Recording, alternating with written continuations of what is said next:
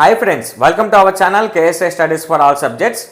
TET and DSC exams point of view lo most important topic square and square roots. వర్గము వర్గమూలాలు అనే concept very important అండి. 100% bit వచ్చే అవకాశం ఉన్న important టాపిక్స్లో ఇది కూడా వన్ ఆఫ్ ది టాపిక్. కాబట్టి ఈ టాపిక్ని నీట్గా నేను ఎక్స్ప్లెయిన్ చేసే ప్రయత్నం చేస్తాను ఒకదాని తర్వాత ఒకటి. మీరు కూడా ఈ వీడియోని చివరి వరకు చూడండి, ఎక్కడ స్కిప్ చేయకండి. ఎందుకనంటే ఎగ్జామ్ పాయింట్ ఆఫ్ వ్యూలో మోస్ట్ ఇంపార్టెంట్ టాపిక్ అండి. కాబట్టి ఎక్కడ స్కిప్ చేయకుండా చివరి వరకు చూడండి. మీకు యూస్ఫుల్గా ఉంది అనిపిస్తే లైక్ చేయండి, మ్యాక్సిమం పాయింట్స్తో హైప్ ఇవ్వండి. అలానే టెట్ డిఎస్సికి ఉపయోగపడే మీ ఫ్రెండ్స్కి షేర్ చేయండి. ఫస్ట్ టైం ఎవరైనా మన ఛానల్ని చూస్తున్నట్టుంటే వెంటనే సబ్స్క్రైబ్ చేసుకోండి. ఈ topic square and square roots, వర్గము వర్గమూలాలు అనే టాపిక్ ఏపీకి తెలంగాణకి రెండింటికి ఉన్నాయండి. ఏ స్టేట్ అనేది పక్కన పెట్టేసేయండి. మ్యాథ్స్ కంటే రెండు రాష్ట్రాల్లో కూడా సేమ్ ఒకేలా ఉంటుంది. జస్ట్ క్వశ్చన్స్ మారుతాయి అని అంటే ఈ రెండు రాష్ట్రాల్లో కూడా 8th క్లాస్ టెక్స్ట్ బుక్లో ఉందండి ఈ టాపిక్. కాబట్టి మోస్ట్ ఇంపార్టెంట్ టాపిక్. నేను ఈ టాపిక్ని ఎలాగ చెప్తానంటే టెక్స్ట్ బుక్స్లో ఏ ప్యాటర్న్లో అయితే ఇచ్చారో అదే ప్యాటర్న్లో చెప్తా. ఏ వరుస క్రమంలో ఇచ్చారో అదే వరుస క్రమంలో నీట్గా చెప్పుకుంటూ వెళ్ళి ఆ టాపిక్కి సంబంధించి ఇంపార్టెంట్ మోడల్లో క్వశ్చన్స్ అంటే ఎగ్జామ్కి అడగటానికి అవకాశం ఉన్న ప్రాక్టీస్ ప్రాబ్లమ్స్ని కూడా నీట్గా ఎక్స్ప్లెయిన్ చేస్తాను. ఇక లేట్ చేయకుండా మన టాపిక్లోకి వెళ్ళిపోదాం. టాపిక్ వచ్చేసరికి స్క్వేర్ అండ్ స్క్వేర్ రూట్స్, వర్గము వర్గమూలాలు. ఇందులో ఫస్ట్ వర్గము స్క్వేర్ గురించిన క్లారిటీ ఇన్ఫర్మేషన్ చూద్దాం. స్క్వేర్కి సంబంధించిన వివరణ చూద్దాం. ఇప్పుడు వర్గం, ఇప్పుడు మనకున్న టెక్స్ట్ బుక్స్లో మనకిచ్చిన డెఫినేషన్ ఏంటి అని అంటే ఎం కామా ఎన్లు ఎంఎన్లు సహజ సంఖ్యలైతే అంటే సహజ సంఖ్యల్లో ఎంఎన్లు ఉంటే ఎంఎన్లు సహజ సంఖ్యలు అయ్యి m equal to n square అయినా ఎంని వర్గము అని అంటాం లేదా వర్గ సంఖ్య అని అంటాం. దీన్నే పరిపూర్ణ వర్గము అని అంటాం. పరిపూర్ణ వర్గం లేదా ఖచ్చిత వర్గం అని కూడా అనొచ్చు. ఖచ్చిత వర్గము. ఇన్ని పేర్లు ఎందుకు చెప్తున్నానంటే ఎగ్జామ్లో ఏది అడిగినా కానీ మీరు నీట్గా రాస్తారని. ఖచ్చిత వర్గం అని కూడా అనవచ్చు. ఇంగ్లీష్లో వచ్చేసరికి if mn belongs to natural numbers. Natural number సెట్ని ఎంతో డినోట్ చేస్తాం కాబట్టి నేను సింపుల్గా అని రాసా. Comma m equal to n square, then m is known as లేదంటే ఈజ్ కాల్డ్ యాజ్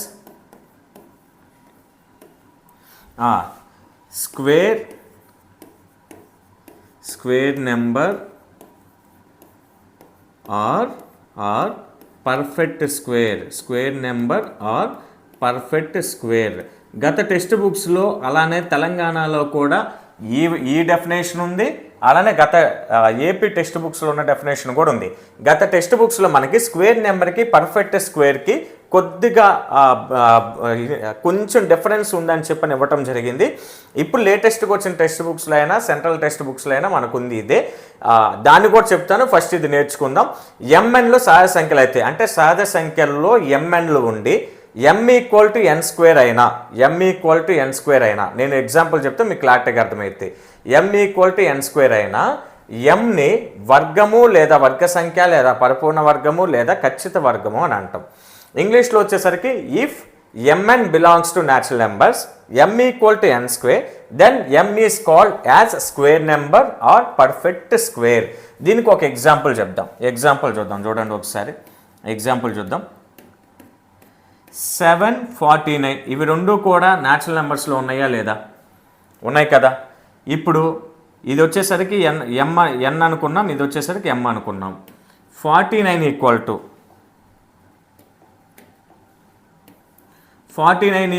7 స్క్వేర్గా రాసుకోవచ్చా లేదనుకుంటే ఇలా తిప్పి కూడా రాసుకోవచ్చు. 7 స్క్వేర్ ఈక్వల్ టు 49 కదా. 7 స్క్వేర్ ఈక్వల్ టు 49 అంటే దీని అర్థం ఏంటి? 7, 49 రెండు కూడా సహజ సంఖ్యల్లో ఉన్నాయి. పెద్ద సంఖ్యని మనం m అనుకోవాలి, చిన్న సంఖ్యని n అనుకోవాలి. సాధారణం, ఇది చెప్పాల్సిన అవసరం లేదు, మనకి లాజిక్, మనకి ప్రతి ఒక్కరికి తెలిసిన విషయం అని నేను చెప్పలా. పెద్ద సంఖ్యని m అనుకోవాలి, చిన్న సంఖ్యని n అనుకోవాలి. ఇప్పుడు n m రెండు కూడా సహజ సంఖ్యలో ఉన్నాయి. ఇప్పుడు m ప్లేస్లో 49 = n² అంటే 7² రాయగలిగామా లేదా? రాయగలిగాం. కాబట్టి ఈ 49ని వర్గ సంఖ్య లేదా ఖచ్చిత వర్గము లేదా వర్గము అని అంటాం. గుర్తుపెట్టుకోండి. దీన్ని ఏమంటాం అనేది వర్గమూలం చెప్పేటప్పుడు చెప్తా. ఇప్పుడు 49 మనం వర్గం గురించి, స్క్వేర్ గురించి నేర్చుకుంటున్నాం కాబట్టి స్క్వేర్ గురించే నేర్చుకుందాం. ఇప్పుడు mn స్థానంలో నీకు ఇష్టం వచ్చిన ఏ సంఖ్యలైనా తీసుకో, ఏ సంఖ్యలైనా, కానీ m = n² అవ్వాలి. అలాగ అయ్యే విధంగానే ఇప్పుడు ఇంకొక సంఖ్య తీసుకుంటున్నా నేను, 81 9 తీసుకుంటున్నా, n. ఇప్పుడు m అంటే 81 = 9² రాసుకోవచ్చుగా నేను. 81 9 ఇవి రెండు కూడా సహజ సంఖ్యలో ఉన్నాయి, న్యాచురల్ నెంబర్స్లో ఉన్నాయి. 81 అలానే 9 belongs to natural numbers. m అంటే 81 కాబట్టి m అంటే 81 = 9² కూడా రాసుకున్నాను కదా. m = n² రాయగలిగానా లేదా? అంటే దీని అర్థం ఏంటి? ఏవైనా సహజ సంఖ్యలో ఉన్న ఏవైనా రెండు సంఖ్యలు తీసుకో, పెద్ద సంఖ్యని చిన్న సంఖ్యని కనుక స్క్వేర్ చేయగలిగితే అప్పుడు mని నువ్వు పరిపూర్ణ వర్గము లేదంటే వర్గ సంఖ్య అని అంటాం. ఒకవేళ చేయలేకపోతే అది వర్గ సంఖ్య కానట్టే. ఇప్పుడు 81 9లో పెద్దది ఏది? 81 నేను 9² రాయగలిగాను అని అంటే ఇప్పుడు 81ని వర్గ సంఖ్య అంటాం లేదా వర్గము అని అంటాం. వర్గము లేదా వర్గ సంఖ్య అంటాం. అర్థమైంది అనుకుంటున్నా. ఇది దీనికి సంబంధించిన డెఫినేషన్. ఏం లేదండి, m n సహజ సంఖ్యలో ఉండాలి, రెండే కండిషన్లు. m n సహజ సంఖ్యలో ఉండాలి, న్యాచురల్ నెంబర్స్లో ఉండాలి. m = n² రాయగలగాలి, mని n² రాయగలగాలి, mని n² రాయగలగాలి. ఇక్కడ 49ని 7² రాయగలిగాం, 81ని 9² రాయగలిగాం. తర్వాత 36ని 6² రాయగలుగుతాం, 4ని 2² రాయగలుగుతాం. ఈ విధంగా mని n² అయితే, mని n² కనుక రాయగలిగితే mని మనం ఏమంటామంటే వర్గం లేదా వర్గ సంఖ్య, పరిపూర్ణ వర్గం లేదా ఖచ్చిత వర్గం. ఇంగ్లీష్లో వచ్చేసరికి స్క్వేర్ నెంబర్ లేదా పర్ఫెక్ట్ స్క్వేర్. అర్థమైంది అనుకుంటున్నా. చాలా సింపుల్ టాపిక్. మన స్క్వేర్ అనేది mనే గుర్తుపెట్టుకోండి. స్క్వేర్ నెంబర్ m = n²లో mని స్క్వేర్ అంటాం. m అంటే ఆ m స్థానంలో నీకు ఇష్టం వచ్చిన, అంటే స్క్వేర్ నెంబర్స్లో ఏ స్క్వేర్ నెంబర్ అయినా మనం సబ్స్టిట్యూట్ చేసుకోవచ్చు, ప్రతిక్షేపించుకోవచ్చు. ఇక్కడ m స్థానంలో 49 ఉంది, ఇక్కడ m స్థానంలో 81 ఉంది, n స్థానంలో 7 ఉంది, ఇక్కడ n స్థానంలో 9 ఉంది. అలాగా mn అంటే జస్ట్ అవి వేరియబుల్స్ కదా. ఇంతవరకు వర్గముకు సంబంధించి న్యూ టెక్స్ట్ బుక్స్లో మనకున్న డెఫినేషన్ అయిపోయింది. నేను అంతకుముందు చెప్పాను కదా మీకు వర్గ సంఖ్య. ఇది ఎందుకు చెప్తున్నానంటే ఒక చిన్న పాయింట్ ఉంది, అది ఇంపార్టెంట్ కాబట్టి అది ఎగ్జామ్లో అడిగితే ఎందుకు వేస్ట్ చేసుకోవటం అనేది నేను దానికోసం చెప్తున్నా. స్క్వేర్ నెంబర్, అలానే ఇంగ్లీష్లో వచ్చేసరికి స్క్వేర్ నెంబర్. నెక్స్ట్ ఇంకోటి వచ్చేసరికి ఖచ్చిత వర్గము. దీన్నే ఇంగ్లీష్లో పర్ఫెక్ట్ స్క్వేర్ అంటాం. Perfect square. ఇప్పుడు చూడండి, అంతకుముందు టెక్స్ట్ బుక్స్లో ఏముంది అని అంటే స్క్వేర్ నెంబర్కి ఖచ్చిత వర్గానికి కొద్దిగా డిఫరెన్స్ ఉంది. వీటి గురించి గత టెక్స్ట్ బుక్స్లో మనకి చిన్న ఇన్ఫర్మేషన్ ఇచ్చారు. ఒక పాయింట్ ఉంటుంది, అది ఎగ్జామ్ పాయింట్ ఆఫ్ వ్యూలో కొద్దిగా ఇంపార్టెంట్, దాని గురించే ఇది చెప్తున్నా. లేకపోతే ఇది అంత అవసరం లేదు మనకి. నెక్స్ట్ స్క్వేర్ నెంబర్ అని అంటే ఒక పూర్ణ సంఖ్య వర్గం మరొక పూర్ణ సంఖ్యకు సమానం. ఒక పూర్ణ సంఖ్య వర్గం మరొక పూర్ణ సంఖ్యకు సమానం. ఇది అవసరం లేదు కాబట్టి నేను రాయడం లేదు, మళ్ళీ జస్ట్ విని మీరు రాసుకునే ప్రయత్నం చేయండి. ఒక పూర్ణ సంఖ్య వర్గం మరొక పూర్ణ సంఖ్యకు సమానం. ఇంగ్లీష్లో వచ్చేసరికి the square of an integer is equal to other integer. The square of an integer is equal to other integer. అంటే ఎగ్జాంపుల్కి 7 ఉందనుకోండి, 7 అనేది ఇంటీజరే కదా, పూర్ణ సంఖ్య కదా. ఈ 7ని స్క్వేర్ చేయగా వచ్చే స్క్వేర్ నెంబర్ కూడా ఇంటీజర్లోనే ఉంటుంది అనేది. అంటే ఒక ఇంటీజర్ని స్క్వేర్ చేస్తే వచ్చే వర్గము కూడా ఇంటీజర్లోనే ఉంటుంది. అలా ఉంటే అది స్క్వేర్ నెంబర్ అంటామని. ఇక్కడ దీనికి సంబంధించిన డెఫినేషన్ ఏమి లేదు. ఒక పూర్ణ సంఖ్య యొక్క వర్గము మరొక పూర్ణ సంఖ్య అవుతుంది.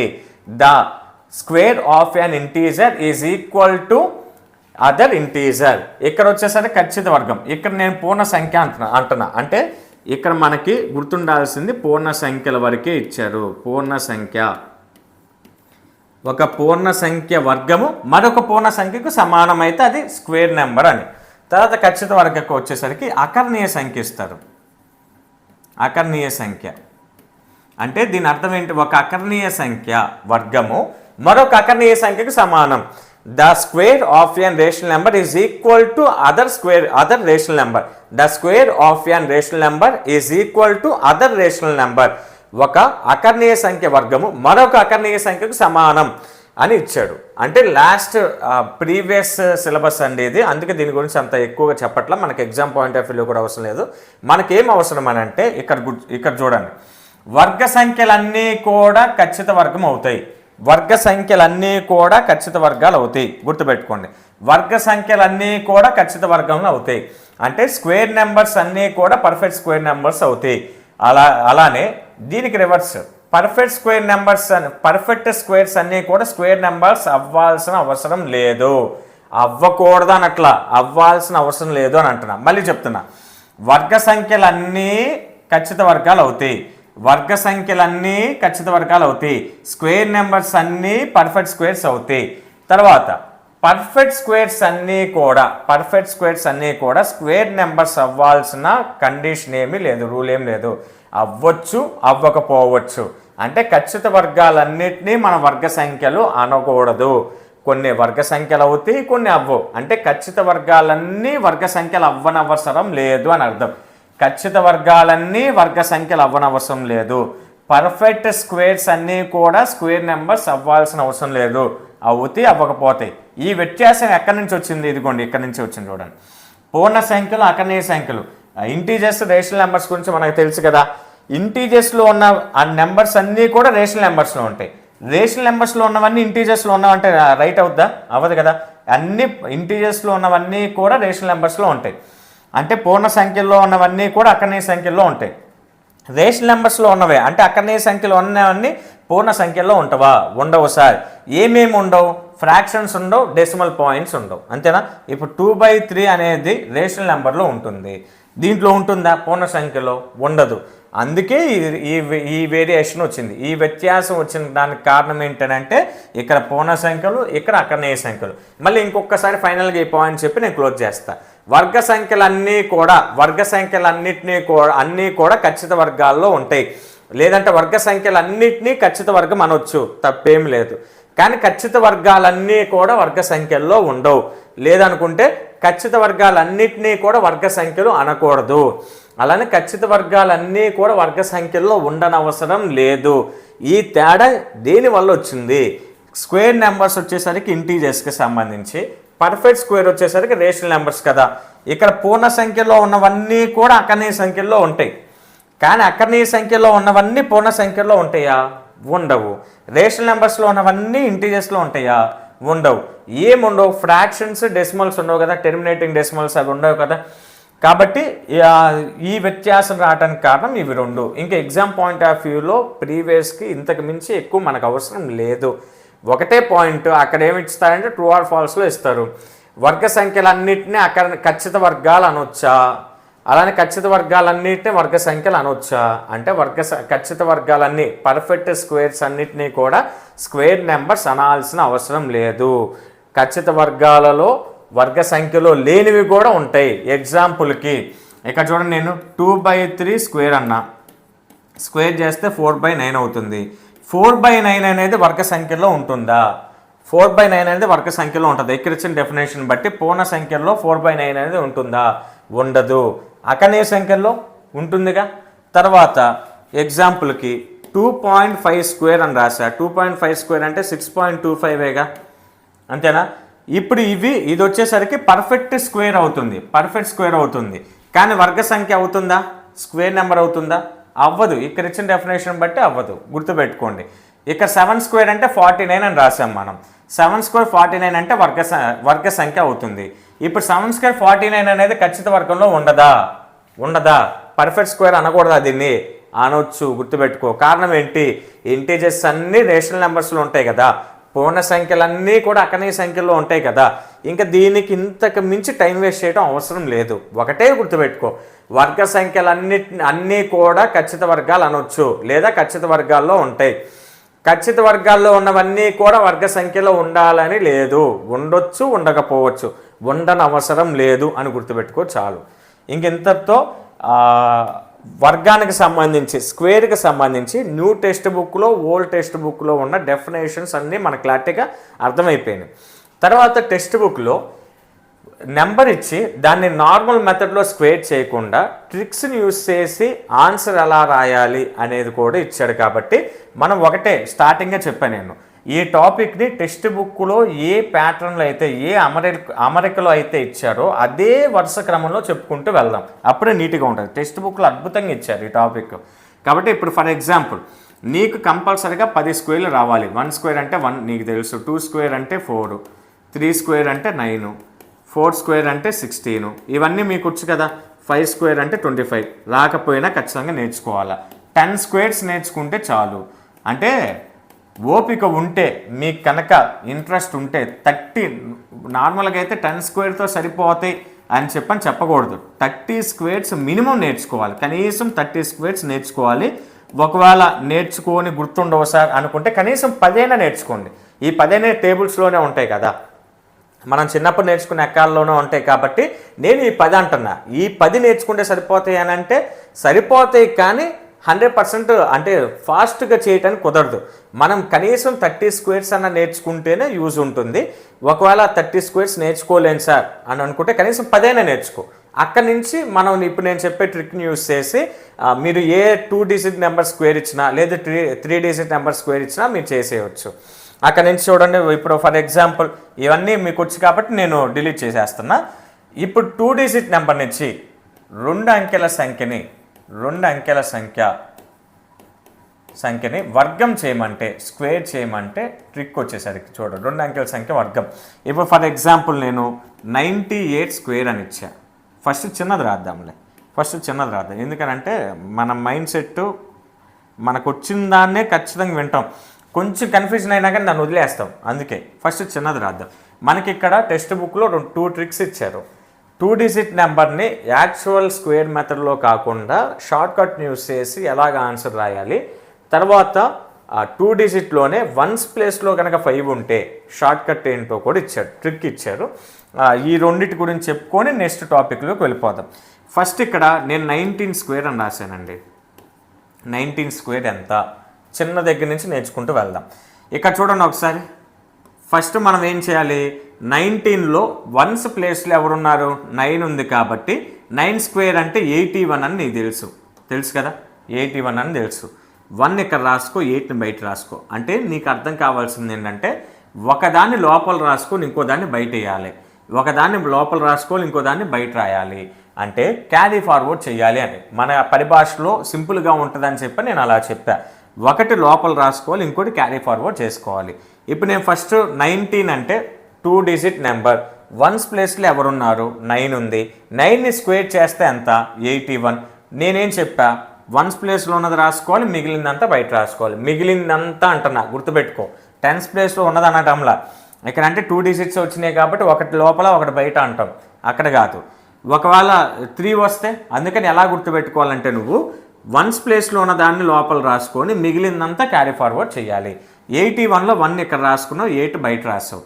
తర్వాత ఇక్కడ నీ కళ్ళకి ఎవరెవరు కనిపిస్తున్నారు, ఏ నెంబర్స్ కనిపిస్తున్నాయి, ఎవరెవరు అని అంటే మీ ఇంట్లో వాళ్ళందరూ అని కాదండి, ఏ నెంబర్స్ కనిపిస్తున్నాయి, 1, 9, 2 కనిపిస్తున్నాయి. అంతేనా, 1, 9, 2 వీటన్నిటిని మల్టిప్లై చేయి. 1 9s are 9, 9 2s are 18. అంతేనా, 18 ఇక్కడ క్యారీ ఫార్వర్డ్ 8 ఉంది కదా, 18 + 8 26. మళ్ళీ ఒకటి లోపల మిగిలిందంతా బయట, 2 క్యారీ. 26లో 6 లోపల రాస్తే 2 బయట వేసా.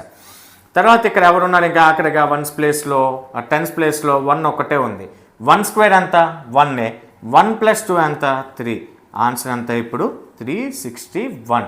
ఇది చిన్నది గుర్తుపెట్టుకుంటాం సార్, ఓకే. నెక్స్ట్ ఇక్కడ చూడు 47 రాస్తున్నా. 47 స్క్వేర్ అంటున్నా.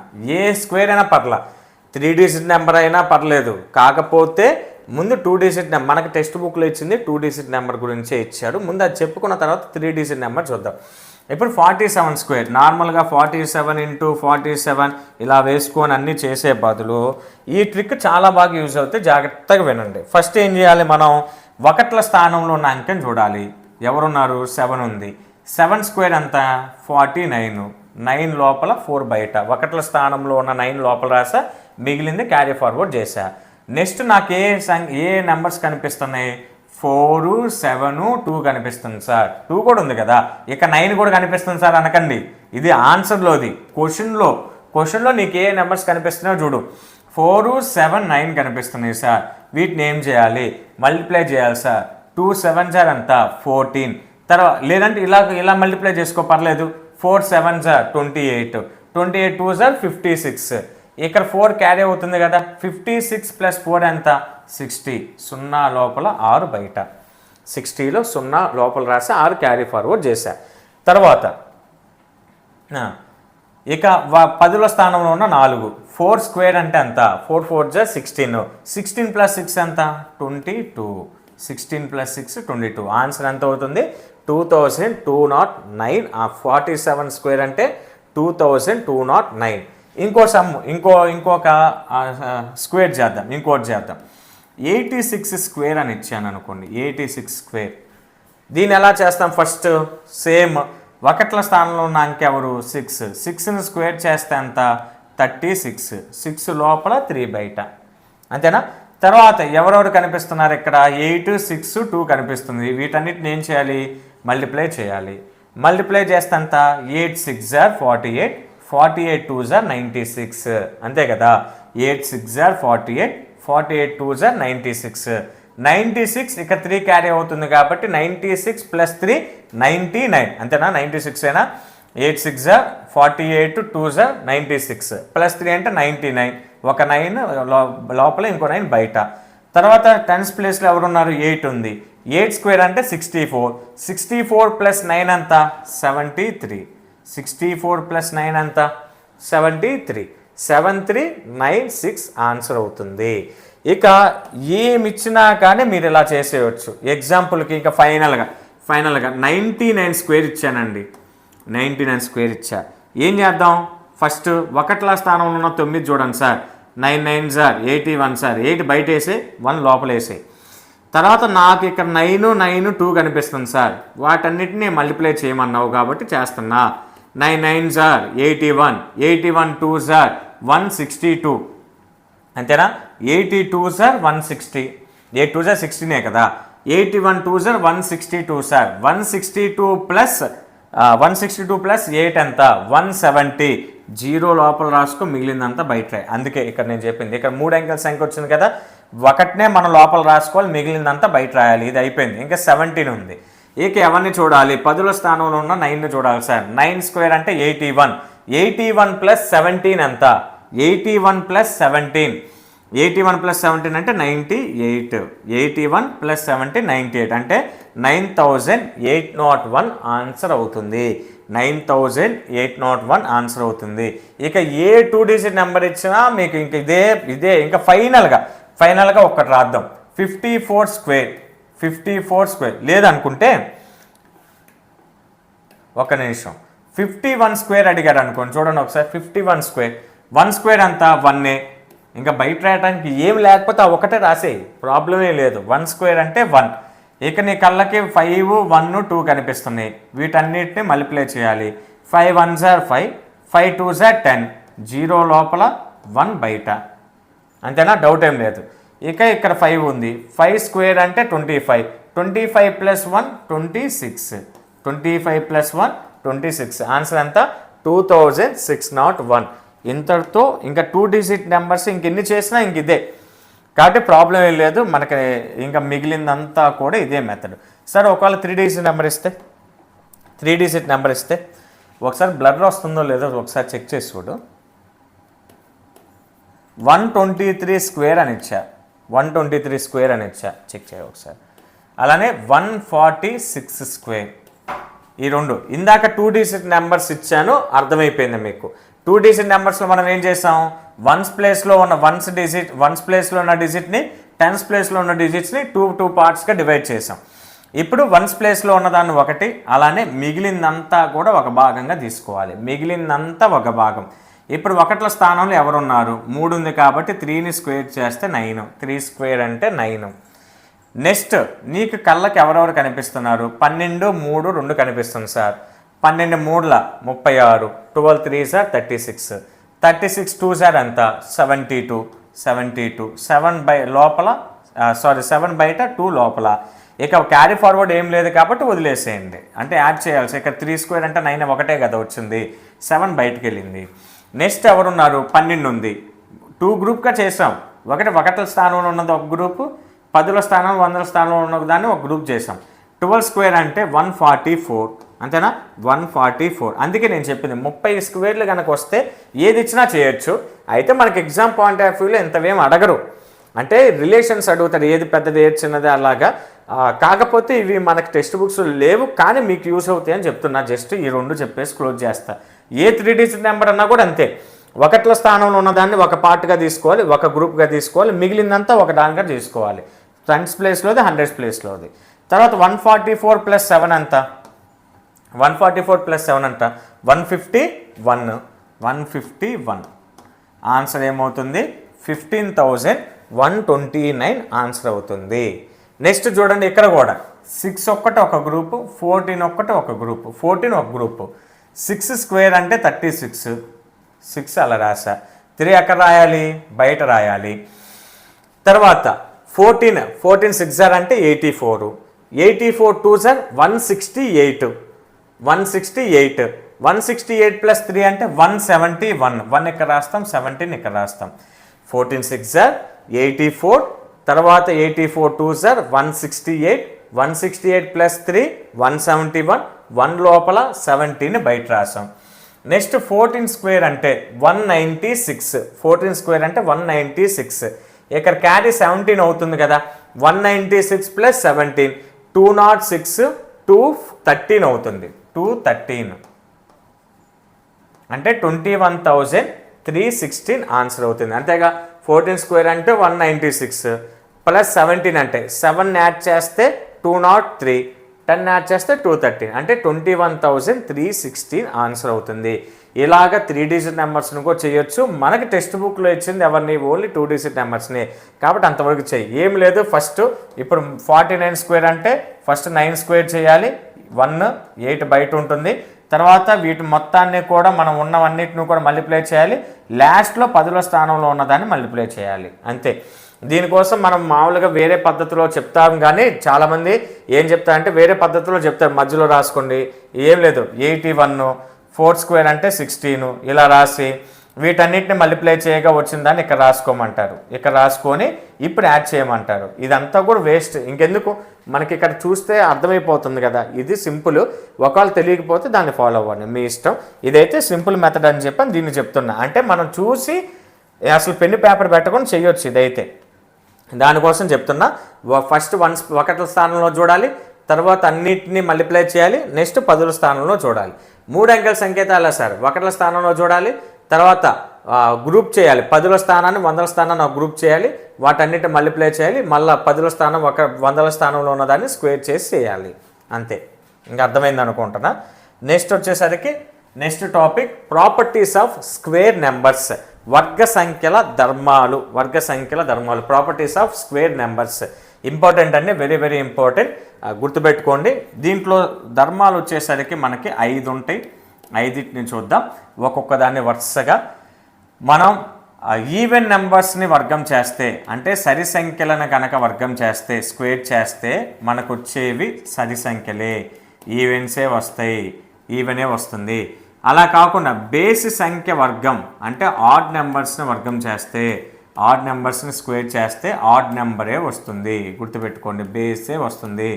ఎగ్జాంపుల్ ఏంటి? 3 అనేది బేసి, దీని వర్గం 9, అంతేనా? 3 స్క్వేర్ అంటే 9. 4 అనేది ఈవెన్ నెంబరు, 4 స్క్వేర్ అంటే 16, 2 ఈవెన్, 16 కూడా ఈవెన్ నెంబరే కదా. లేదు 9 అంటే ఆడ్ నెంబరు, 9 స్క్వేర్ అంటే 81, దీని వర్గం కూడా ఆడ్ నెంబరే. 12 అంటే ఈవెను, 12 స్క్వేర్ వచ్చేసరికి 144, దీని వర్గం కూడా ఈవెనే. అంటే దీని అర్థం ఏంటి? సరి సంఖ్య యొక్క వర్గం సరి సంఖ్య అవుతుంది. బేసి సంఖ్య యొక్క వర్గం బేసి సంఖ్య అవుతుంది.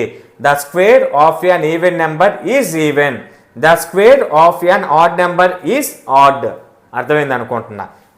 రాయాల్సిన అవసరం లేదు కాబట్టి రాయడంలా గుర్తుపెట్టుకోండి. ఇంకొకసారి మీరు ఒకవేళ ప్రిపేర్ చేసుకోవాలనుకుంటే తెలుగు మీడియం వాళ్ళు చూడండి. సరి సంఖ్య యొక్క వర్గం సరి సంఖ్య అవుతుంది, బేసి సంఖ్య యొక్క వర్గం బేసి అవుతుంది. ఇంగ్లీష్ మీడియం వారికి the square of an even is even, the square of an odd is odd. అంతే, ఫస్ట్ది అయిపోయింది. నెక్స్ట్ది వచ్చేసరికి నెక్స్ట్ వన్ ఒక సంఖ్య యొక్క ఒకట్ల స్థానంలో లేదంటే ఒక సంఖ్య 2, 3, 7, 8లతో అంతమయ్యే ఏ సంఖ్య కూడా వర్గం కాదు. గుర్తుపెట్టుకోండి. 2, 3, 7, 8లతో అంతమయ్యే ఏ సంఖ్య వర్గం కాదు. ఇక్కడ గుర్తుపెట్టుకోండి ప్రాపర్టీస్ ఆఫ్ స్క్వేర్ నెంబర్స్, వర్గ సంఖ్యల ధర్మాలలో ఇదొక్కటే ఏమవుతుందా అని ఇచ్చాడు. మిగిలినవన్నీ కూడా మిగిలిన 4 ఏవి వర్గం కాదు అనేది ఇచ్చాడు. అంటే ఖచ్చితంగా వర్గం అవ్వటానికి ధర్మాలు ప్రాపర్టీస్ ఏమీ లేవు ఇది తప్ప.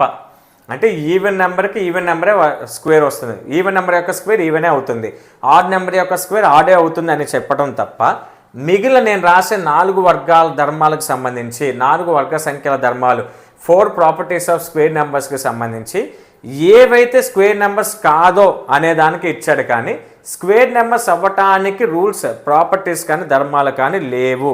గుర్తుపెట్టుకోండి. ఇవి 4 మనం గుర్తుపెట్టుకోవాలి. ఇవి 4 కానివి అవుతాయా? అవ్వచ్చు, అవ్వకపోవచ్చు. నేను క్లారిటీగా చెప్తాను. ఫస్ట్ ఏవి కావో రాద్దాం. 2, 3, 7 2, 3, 7, 8లతో అంతమయ్యే ఏ సంఖ్య కూడా వర్గం కాదు. No square number ends with 2, 3, 7, 8.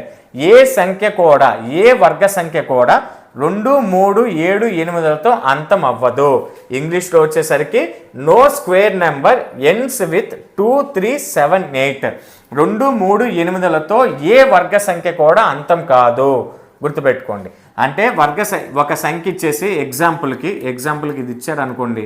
ఎగ్జాంపుల్కి 2, 3, 4, 6, 7 ఇది వర్గ సంఖ్య అవుతుందా లేదా అని క్వశ్చన్ అడిగారు. నీకు 1వ స్థానంలో ఎవరు ఉన్నారు? 7 ఉంది. అంటే అంతమయ్యేది ఎవరితో? 7తో ఎండ్ అవుతుంది. ఇక నేను చెప్పానుగా 7 ఉంటే ఇది వర్గ సంఖ్య వచ్చే అవకాశం ఉందా? లేదు సార్. కాబట్టి ఇదంతా వర్గం కాదు, వర్గ సంఖ్య కాదు అని గుర్తుపెట్టుకోండి. నెక్స్ట్ 3వది వచ్చేసరికి అంకమూలం. ఇంగ్లీష్లో డిజిటల్ రూట్ అంటాం. అంకమూలం 2, 3, 5, 6, 8లతో ఏ సంఖ్య కూడా వర్గం కాదు. ఒకవేళ ఒక సంఖ్య యొక్క అంకమూలం డిజిటల్ రూట్ అంటే మీకు ఆల్రెడీ చాలాసార్లు చెప్పారు. 0 to హీరో ప్రోగ్రాంలో భాగంగా కూడా చెప్పా. అంకమూలం అంటే ఏంటి? ఒక సంఖ్యలో ఉన్న అంకెల మొత్తాన్ని కూడుకుంటూ సంకలనం చేసుకుంటూ రావాలి. చివరి ఎంతవరకు సంకలనం చేయాలి? ఒక అంకె మిగిలేంత వరకు మళ్ళీ చెప్తున్నా, ఒక సంఖ్యలో ఉన్న అంకెల మొత్తాన్ని సంకలనం చేసుకుంటూ రావాలి. ఎప్పటి వరకు సంకలనం చేయాలి? ఎప్పటి వరకు యాడ్ చేసుకుంటూ రావాలి? లాస్ట్లో ఒక అంకె ఉండేంత వరకు చేసుకుంటూ రావాలి. ఆ ఒక్క అంకెనే అంకమూలం అని అంటారు. అంకమూలం కదా, ఏదైనా ఒక సంఖ్య ఇచ్చి ఇది వర్గ సంఖ్య అవుతుందా లేదా అని చెక్ చేయమన్నప్పుడు మనం 1ల స్థానాన్ని చెక్ చేస్తాం. తర్వాత 1ల స్థానంలో కూడా లేదనుకోండి, 2, 3, 7, 8లో కూడా లేదు. ఇప్పుడు మనం ఏం చేస్తాం? ఇంకా మిగిలినవి ఏమైనా ఉన్నాయి అంటే 0, 1, 4, 5, 6, 9 ఈ 6 అంకెల్లో ఏమైనా ఉన్నాయి అనుకోండి. నెక్స్ట్ ఏం చేస్తాం? వాటి యొక్క అంకమూలం చూస్తాం. అంకమూలం కనుక 2 కానీ 3 కానీ 5 కానీ 6 కానీ 8 కానితో ఉంటే అంకమూలం అది ఖచ్చితంగా వర్గం కాదు. గుర్తుపెట్టుకోండి. అంటే దీన్ని ఏం చదువుతాం? డిజిటల్ రూట్ అనేది 2, 3, 8, 6, 8తో ఎండ్ అవ్వదు. దాని యొక్క డిజిటల్ రూట్ 2, 3, 5, 6, 8 వచ్చిందా అది స్క్వేర్ నెంబర్ కాదు. గుర్తుపెట్టుకోండి. ఇది 2వది. 3వది చూడండి. 3వ ధర్మం, 3వ ప్రాపర్టీ. 3తో భాగిస్తే అంటే 3తో డివైడ్ చేస్తే 3తో భాగిస్తే శేషం రిమైండర్ వచ్చేసరికి శేషం వచ్చేసరికి 2 కనుక ఇస్తే అది వర్గం కాదు, అది వర్గం కాదు, వర్గం కాదు, గుర్తుపెట్టుకోండి. స్క్వేర్ నెంబర్ కాదు. ఇది చూడండి, ఫర్ ఎగ్జాంపుల్ 5 ఉంది, 3 1s are 3, ఇప్పుడు రిమైండర్ ఎంత వచ్చింది 2, కాబట్టి 5 అనేది స్క్వేర్ నెంబర్ కాదు, వర్గం కాదు, అంతేగా, కన్ఫామా? అలా కాకుండా నెక్స్ట్ 17 ఉంది, 17 3 5s are 15, శేషం ఎంత వచ్చింది 2, శేషం 2 వచ్చిందంటే అర్థం ఏంటి? 17 అనేది వర్గం కాదు, 17 అనేది 17 అనేది స్క్వేర్ నెంబర్ కాదు, 17 అనేది స్క్వేర్ నెంబర్ కాదు. ఇక నెక్స్ట్ ఆఖరిగా మన టెక్స్ట్ బుక్లో ఉన్న ధర్మాలు లాస్ట్ది 4తో, అంటే దీన్ని 3తో డివైడ్ చేస్తే రిమైండర్ కనుక 2 వస్తే అది స్క్వేర్ నెంబర్ అవ్వదు, గుర్తుపెట్టుకోండి. నెక్స్ట్ 4తో భాగిస్తే శేషం 2 కానీ 3 కానీ వస్తే అది వర్గం కాదు, 2 కానీ 3 కానీ. ఇప్పుడు ఫర్ ఎగ్జాంపుల్ 4తో నేను భాగిస్తున్నా 10, 4 2ల 8, 2 శేషం వచ్చింది, 2 రిమైండర్ వచ్చింది, కాబట్టి 10 ఏమవుతుంది? వర్గ సంఖ్య అవుతుందా? స్క్వేర్ నెంబర్ అవుతుందా? అవ్వదు, స్క్వేర్ నెంబర్ అవ్వదు. అలానే 3 వచ్చిన 11 ఉందనుకోండి, 3 వస్తుంది, 11 కూడా స్క్వేర్ నెంబర్ కాదు. మిగిలినవి అవుతాయా అనంటే ఒకసారి ఇంతవరకు చెప్పిన తర్వాత వాటి గురించి కూడా క్లారిటీ చెప్తా. ఒకసారి ఇప్పటి వరకు చెప్పిన 5 ధర్మాలను ఒకసారి చూద్దాం. ఇదేమో ఖచ్చితంగా అయ్యే దాని గురించి ఫస్ట్ది, మిగిలిన 4 కూడా వర్గం కాని దాని గురించిన ప్రాపర్టీస్ ఇవి, వర్గం అవ్వకుండా ఉన్న దాని గురించిన ధర్మాలు ఇవన్నీ కూడా. ఫస్ట్ది ఏంటి? సరి సంఖ్య యొక్క వర్గం సరి అవుతుంది. The square of an even is even. బేసి సంఖ్య యొక్క వర్గం బేసి అవుతుంది. The square of an odd is odd. ఇది ఎంతవరకు ఫస్ట్. అది మిగిలిన 3 చూడండి. 2 3 2 3 7 8లతో అంతమయ్యే ఏ సంఖ్య కూడా వర్గం కాదు. No square number ends with 2 3 7 8. అంతే, అయిపోయింది.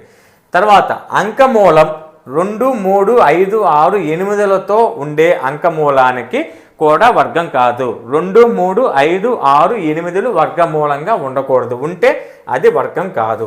నెక్స్ట్ ఒక సంఖ్యను, అంటే వాడు క్వశ్చన్లో ఇచ్చి ఈ సంఖ్య వర్గ సంఖ్య అవుతుందా, స్క్వేర్ నెంబర్ అవుతుందా అన్నప్పుడు మనం 3తో కనుక భాగించామనుకోండి, ఆ సంఖ్యను మనం 3తో భాగిస్తే శేషం కనుక 2 వస్తే, రిమైండర్ కనుక 2 వస్తే అది వర్గ సంఖ్య అవ్వదు, వర్గ సంఖ్య కాదు. 4తో భాగిస్తే శేషం 2 3 ఇస్తే అది వర్గ సంఖ్య కాదు. ఇప్పటి వరకు నేనేం చెప్పా? ఒకటేమో వర్గ సంఖ్యలు అలా అవుతుంది అనేది, 4 ధర్మాలు కూడా వర్గ సంఖ్యలు కాని దానికే చెప్పా. 2 3 7 8లతో అంతమయ్యే సంఖ్యలు వర్గ సంఖ్యలు కాదంటున్నావు. తర్వాత అంకమూలం 2 3 5 6 8లతో ఉన్న అంకమూలం వర్గ సంఖ్య కాదంటున్నావు. 3తో భాగిస్తే శేషం 2 కనుక వస్తే అది వర్గ సంఖ్య కాదన్నావు, ఓకే. 4తో భాగిస్తే 2 3 కనుక శేషంగా మిగిలితే అది వర్గ సంఖ్య కాదన్నావు. ఈ 4 అర్థమైంది సార్. ఇప్పుడు నాకు వచ్చిన డౌట్, ఇప్పుడు ఇక్కడ ఏమేమి మిగిలినాయి? 0 1 4 5 6 9, ఈ 6 అంకెలు మిగిలినాయి కదా. నేను ఈ 4 అంకెలతో అంతమయ్యేవి వర్గ సంఖ్యలు కాదు అని చెప్పాను కానీ మిగిలిన వాటితో అంతమయ్యే వాటిని వర్గ సంఖ్యలు అంటారని చెప్పానా? గుర్తుపెట్టుకో, అంటారని నేను చెప్పలేదు. రీజన్ ఏంటి? మళ్ళీ చెప్తున్నా. 2 3 7 8లతో అంతమయ్యే ఏ సంఖ్య కూడా వర్గం కాదు అని ఇప్పటికి చాలాసార్లు చెప్పా. కానీ మిగిలిన అంకెలతో అంతమయ్యే సంఖ్యల వర్గాలు అవుతాయని ఒకసారన్నా చెప్పానా? చెప్పలేదు. రీజన్ ఏంటంటే అవ్వచ్చు అవ్వకపోవచ్చు,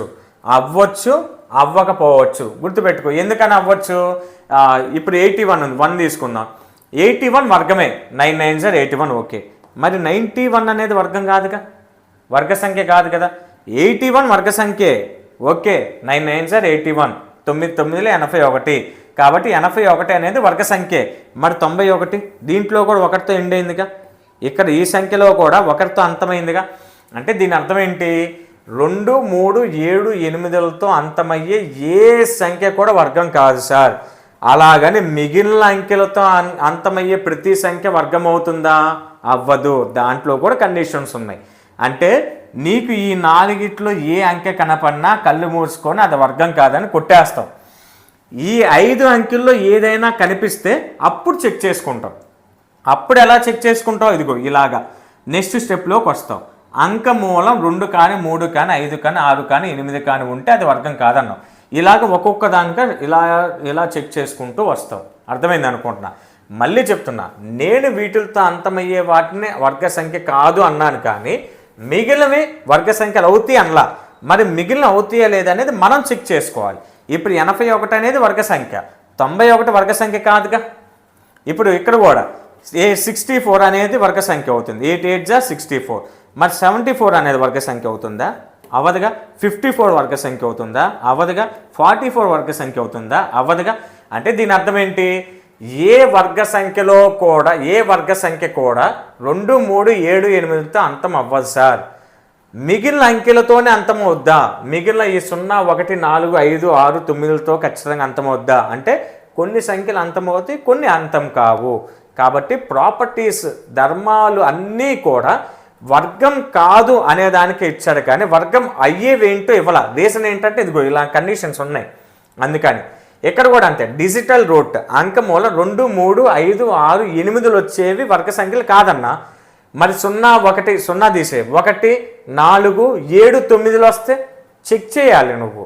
అవి వచ్చే ఇవి కాకుండా మిగిలిన అంకెలు ఏమైనా అంకమూలం వస్తే అది వర్గ సంఖ్యలు అవుతాయా? ఖచ్చితంగా చెప్పలేం. అవుతాయో లేదో చెప్పలేం. మనం ఏం చేయాలి? చెక్ చేసుకోవాలి ఇలాగా. అంతే. అంటే ఇవి వస్తే ఖచ్చితంగా కావు, మిగిలినవి వస్తే చెక్ చేయాలి అవుతుందా లేదా అని. మిగిలినవి ఏమో ఉన్నాయి? 1 4 7 9 ఉన్నాయి, అవి చెక్ చేయాలి. తర్వాత 3తో భాగిస్తే శేషం ఎంత రాకూడదు, ఎంత వస్తే వర్గం కాదని చెప్పా? 2 వస్తే వర్గం కాదని చెప్పా. 1 వస్తే వర్గం అవుతుందా? ఇక్కడ చూడండి 91 ఉంది, 91 ఉంది. 3తో నేను భాగించాను అనుకో, 3 30లా 90 అంతేనా? శేషం ఎంత వస్తుంది? 1. అలాగని 91 అనేది వర్గ సంఖ్య అవుతుందా? వర్గ సంఖ్య అవుతుందా? అవ్వదు, గుర్తుపెట్టుకోండి. ఇక నేను శేషం 2 ఉంటే వర్గం కాదని చెప్పా. శేషం 0 కానీ 1 కానీ ఉంటే వర్గం అవుతుందని చెప్తున్నానా? చెప్పట్లా. శేషం 0 కానీ 1 కానీ ఉంటే వర్గం అవుతుంది అని చెప్తున్నానా? లేదు. 0 1 ఉంటే అవ్వచ్చు, అవ్వకపోవచ్చు, కానీ 2 కనుక ఉంటే ఖచ్చితంగా అవ్వదు. శేషం 2 కనుక వస్తే ఖచ్చితంగా అవ్వదు. ఇక్కడ కూడా అంతే. 4తో భాగిస్తే 2 3 కనుక వస్తే ఖచ్చితంగా అవ్వదు. 2 3 కాకుండా ఇంకేం వస్తుంది? 1 0 కానీ 1 కానీ వస్తుంది. ఇవి 2 వస్తే అవ్వచ్చు, అవ్వకపోవచ్చు. 4 వస్తుందా శేషం? రాదు. అందుకే నేను 4 చెప్పలా, ఇక్కడ కూడా 3 చెప్పలా. డివిజన్స్ చెప్పాను నేను యాప్లో, జాగ్రత్తగా చూడండి, అక్కడ మీకు క్లారిటీగా అర్థమవుతుంది. 0 కానీ 1 కానీ వస్తే అవ్వచ్చు, లేదంటే అవ్వకపోవచ్చు. అది వర్గ సంఖ్య అవ్వచ్చు, అవ్వకపోవచ్చు. కానీ 2 కానీ 3 కానీ కనుక శేషం వస్తే 100% అవ్వదు. అదే ధర్మం. Properties of square numbers. వర్గ సంఖ్యల ధర్మాలు ఇవి 5 గుర్తుపెట్టుకునే ప్రయత్నం చేయండి. ఇవి 4 అవ్వవంటున్నా. ఇవి కాకుండా మిగిలిన ఖచ్చితంగా అవుతాయనా? కాదు. అవ్వచ్చు, అవ్వకపోవచ్చు, వాటిని చెక్ చేయాలి. ఎందుకు చెప్తున్నానంటే రేపు ఎగ్జామ్లో 9తో ఎండ్ అయిపోయే ఏదైనా ఒక సంఖ్య ఇచ్చి అది అవుతుందా లేదా చెక్ చేయమంటే నువ్వు అవుతుందని పెట్టేసి నువ్వేగా సరే క్లాస్లో 2 3 7 8లతో అంతమయ్యే సంఖ్యలు వర్గాలు కావన్నావు అని చెప్తావు. నేను ఇది చెప్పలా. మిగిలిన వాటితో అంతమయ్యే ఖచ్చితంగా వర్గాలు అవుతాయని చెప్పానా? చెప్పలా. నువ్వే ఆలోచన చేసుకొని ఇవి కాదన్నాడంటే మిగిలిన అవుతున్నట్లే కదా అని ఆలోచన చేసుకొని నువ్వు వర్గం అవుతుందని పెట్టేసి వస్తే తప్పు అవుద్ది. నన్ను అడిగితే నేనేం చేయలేనప్పుడు. మళ్ళీ చెప్తున్నా, వీటితో ఖచ్చితంగా అవుతాయి అని చెప్పలేం, అవ్వవని చెప్పలేం, చెక్ చేసుకోవాలి. ఇవి కనుక వస్తే ఖచ్చితంగా వర్గం కాదు. మరి ఇవన్నీ నేర్చుకోవడం వల్ల నాకేం ఉపయోగం సార్? ఎలిమినేట్ చేసుకోవచ్చు కదా సింపుల్గా. ఎగ్జామినర్ ఇచ్చే అతను కూడా నిన్ను ఎక్కువగా ఇబ్బంది పెట్టరు. నీకు కాన్సెప్ట్ వచ్చిందా లేదా, కాన్సెప్ట్ అర్థమైందా లేదా అనేదే చెక్ చేస్తారు. ఆ కాన్సెప్ట్ ఓరియంటెడ్గానే ఇస్తారు, కానీ నిన్ను మరీ ఎక్కువ రాసి రంపాన పెట్టరు. కాబట్టి నువ్వు టెన్షన్ పడాల్సిన అవసరం లేదు. ఇవన్నీ నేర్చుకుంటే ఎలిమినేషన్ మెథడ్గా నీకు ఉపయోగపడుతుంది. నెక్స్ట్ వచ్చేసరికి పైథాగరన్ ట్రిప్లెట్స్. ఒక్క నిమిషం, ఎంత అయింది? 48 minutes అయిపోయింది, 45 minutes దాటిపోయింది. నెక్స్ట్ పైథాగరన్ ట్రిప్లెట్స్ కొంచెం లేట్ అయినా పర్లేదు, వినండి. మీరు అడుగుతున్నారు కాబట్టి చెప్తున్నాను. లేట్ అయినా పర్లేదు సార్ చెప్పండి, మేము వింటాం అంటున్నారు కాబట్టి ఎంత టైం అయినా చెప్తున్నాను. నెక్స్ట్ వచ్చేసరికి పైథాగరన్ ట్రిప్లెట్స్, పైథాగోరియన్ ట్రిప్లెట్స్ అంటాం. ఈ టాపిక్ చెప్పే ముందు చిన్న ఇన్ఫర్మేషన్ ఫ్రెండ్స్ గమనించండి. కేఎస్ఏ స్టడీస్ అనే యాప్ ఉంది, మనకి కేఎస్ఏ స్టడీస్ అనే యాప్ ఉంది. ఆ యాప్ లింక్ డిస్క్రిప్షన్లో ఇస్తాను, లేదనుకుంటే ప్లే స్టోర్లో నుంచైనా మీరు ఇన్స్టాల్ చేసుకోవచ్చు. ఈ యాప్లో కంప్లీట్గా మ్యాథ్స్ క్లాసెస్ అన్నీ కూడా అప్లోడ్ చేస్తూ ఉన్నాం. మ్యాథ్స్ క్లాసెస్ అన్నీ కూడా ఉంటాయి. ఇక నువ్వు యాప్లో పర్చేస్ కనుక చేసి మ్యాథ్స్ క్లాసెస్ కనుక వింటే మ్యాథ్స్లో నీ డౌట్స్ 0%కి చేంజ్ అయిపోతాయి. ఇప్పుడు 100% డౌట్స్ ఉంటే ఖచ్చితంగా ఈ కోర్స్ కంప్లీట్ అయిపోయేసరికి మ్యాథ్స్లో నీ డౌట్స్ 0% అంతే. కంపల్సరీగా 8th క్లాస్ వరకు నీకు ఎగ్జామ్ పాయింట్ ఆఫ్ వ్యూలో ఉన్న డౌట్స్ అన్నీ క్లియర్ అవుతాయి. 3rd to 8th టెక్స్ట్ బుక్లో ఉన్న ప్రతి సమ్ స్క్రీన్ మీద డిస్ప్లే చేస్తూ ఎక్స్ప్లెయిన్ చేస్తున్నా. తర్వాత టెట్ ప్రెజెంట్ అయితే టెట్ సిలబస్ ప్రకారం నేను చెప్పుకుంటూ వెళ్తున్నా. నెక్స్ట్ టెట్ అయిపోయిన వెంటనే డిఎస్సి సిలబస్ నా బేస్ చేసుకొని గవర్నమెంట్ ఇచ్చిన డిఎస్సి సిలబస్ ఆధారంగా నేను క్లాసెస్ చేసుకుంటూ వెళ్తాను. అలానే క్లాసెస్ బైలింగ్వల్లో ఉంటాయి, అంటే తెలుగు మీడియం వారికి ఇంగ్లీష్ మీడియం వారికి ఇద్దరికి యూజ్ అయ్యే విధంగా ఇప్పుడు ఎలాగైతే చెప్తున్నానో అలానే చెప్తాను. కాస్ట్ వచ్చేసరికి 299 రూపాయలు, 299 రూపాయలు మాత్రమే. వ్యాలిడిటీ వచ్చేసరికి 12 months, 1 సంవత్సరం పాటు వ్యాలిడిటీ ఉంటుంది. నేను 299 రూపాయలు అని చెప్పి మాత్రమే అని చెప్పా. ఈ మాట వినంగానే మీకు మండిపోద్ది. 299 రూపాయలు నీకు మాత్రమేనా సార్, ఓన్లీ నేనా అని అనుకుంటాం. నాకు సంబంధించి నాకు తెలిసినంత వరకు అయితే ఇది ఖచ్చితంగా ఓన్లీనే. 299 రూపాయలు తక్కువ అనడంలా, ఈ కోర్స్కి 299 రూపాయలు తక్కువ అంటున్నా. అర్థమైంది అనుకుంటున్నా. నేను అందించే క్లాసులకి అలానే మనం ఇచ్చిన వ్యాలిడిటీకి మనం అందిస్తున్న క్లాసులకి ఈ డబ్బులు తక్కువ.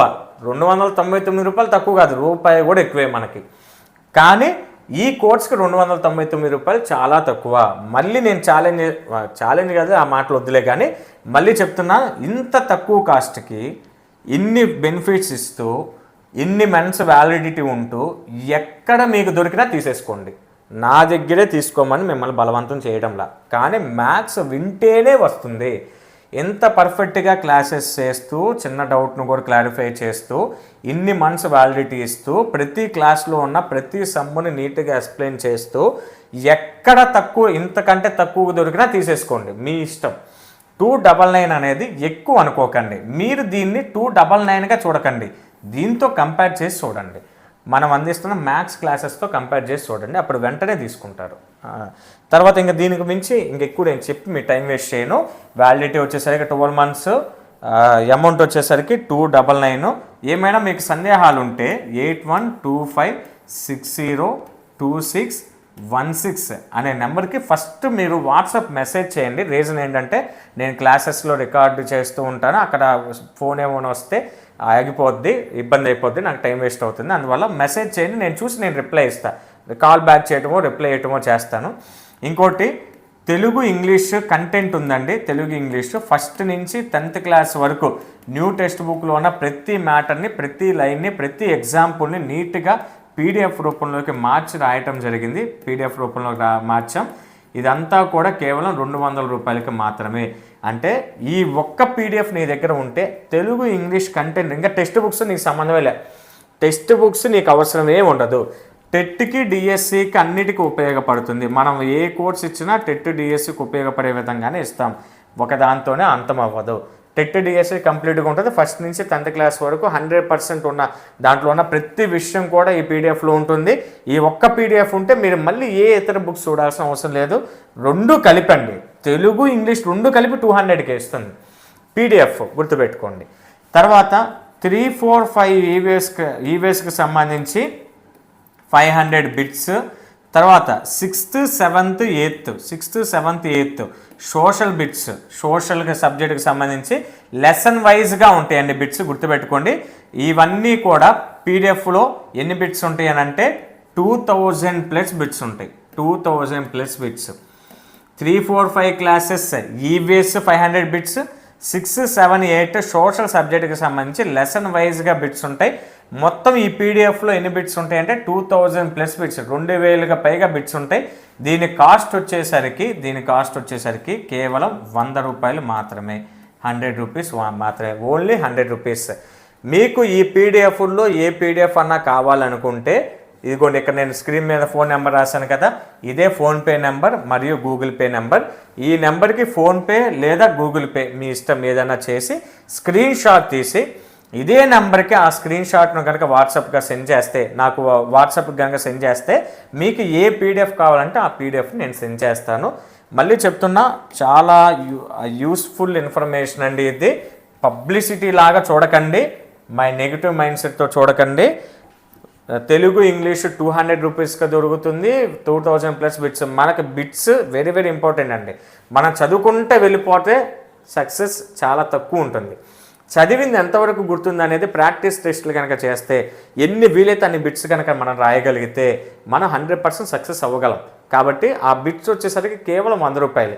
కావాల్సిన వాళ్ళు ఫోన్పే చేసి నా స్క్రీన్ షాట్ సెండ్ చేస్తే మీకు కావాల్సిన పీడిఎఫ్ సెండ్ చేస్తా.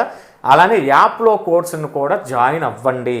నా మాట విని జాయిన్ అవ్వండి. నాకు 299 రూపాయలు వస్తాయని మిమ్మల్ని ఇంత ఫోర్స్ చేయడంలా, మీకు మ్యాథ్స్ మీద ఉన్న భయం కానీ డౌట్స్ కానీ క్లారిఫై అవుతాయి, అందుకే నేను జాయిన్ అవ్వమని చెప్తుంది.